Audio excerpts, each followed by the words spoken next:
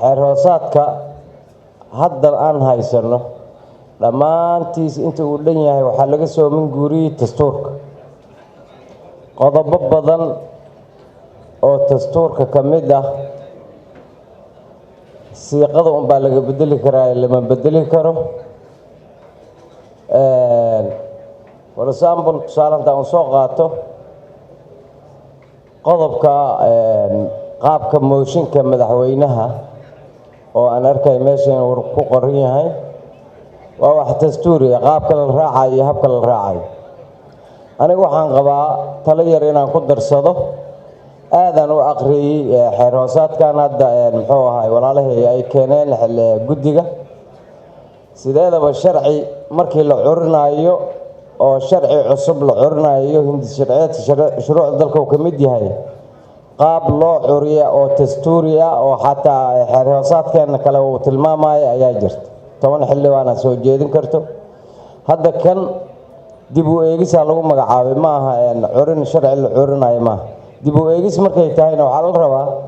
qodob hebel siiqada uu ku qoran yahay waa jilacsan tahay sidaanan u rabnaa inaan u dhigno inay guddiga yiraahdaan inay eetosad ay iska soo qoraan qodobada ay isdhex galiyaan aan hadda cabsiyaaba i qabatay ama xeerhoosaadkii hore idinka dhumaahaba cabsideeda ay qabatay marka xeerhoosaadkii hore ha lagu kor shaqeeyo xeerhoosaadkii hore wax badan laga soo bedelay markii hore muxuu ahaay dhowr mar ayaan wax ka soo bedelay asaga ruuxiisa markii laga guuraayo waxa way wuxuu u baahan yahay 180 dhowr uu u baahan yahay barkee waxa way sharci oo qaarkood dastuurka ay ku jiraan oo laga guuraayo marka aniga waxaan qabaa in qodob loo soo qaato qodobadii hore xeerhoosaadka asaga lagu kor shaqeeyo shalay fadhigeena wixii ka qaldamay iyo wixii u saxnaay aan experience ka soo qaadano xeerhoosaadka sidaasaan awal ku wadnay misalan qodobka 70aad waxay ka qaldan yihiin mooshinkii hadda madaxweynaha laga keenay muxuu gudoomiyaha baarlamaanka laga keenay waxaana qaldaadkan aan ku aragnay hal uu kor shaqeeyo xeerhoosaadka aan haysanay oo hore inaan ku kor shaqeyno waa haddii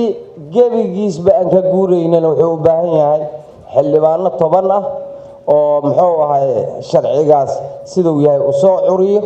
kadib muxuu ahay laga guuro ogaada xeerhoosaadka inta badan markii asaga wax laga bedelayo dastuurkan in laga bedelo u baahan yahay marka aniga waxaan qabaa sida hadda loo soo qori waa dadaaleen guddiga aad ay u dadaaleen laakiin sida qaabka loo soo qori ayaa qaabkii wax aan looga bedeli jiray xeerhoosaadka wax baa laga bedeli jiray qaabka wax looga bedeli jiray aanan ahayn waxa loo baahan yahay shalay haddaan qalad aragnay qaladkaas asaga inaan qodobka uu tilmaamayo aan saxno laakiin hadda waxaad muuqatay in xeerhoosaadkii hore intiisa badan laga guuraayo siiqooyin waa jiraan oo in la adkeeyo u baahan qaldaad badan qaabka loo codeeyo waxa qodobaha laakiin qodobadii hore tilmaamayay waa in la soo qaataa liiraad qodobka noocaas sidaan u dhigaynaa laakiin gebigiis waa wad bedelaynaa markaan dhahno kii hore naga dhumay